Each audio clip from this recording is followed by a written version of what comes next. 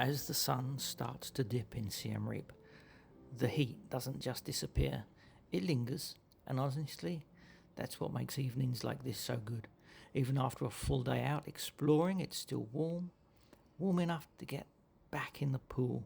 It just makes sense. No rushing, no planning, just one of those moments where you can properly slow down. One thing we really liked about staying here at Peak Elite Boutique Hotel is how relaxed everything feels. It's not overly strict or formal, it's got that easygoing boutique vibe.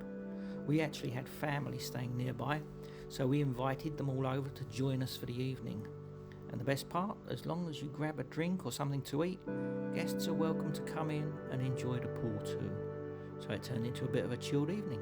A few drinks, some food, everyone catching up, all while cooling off in the pool.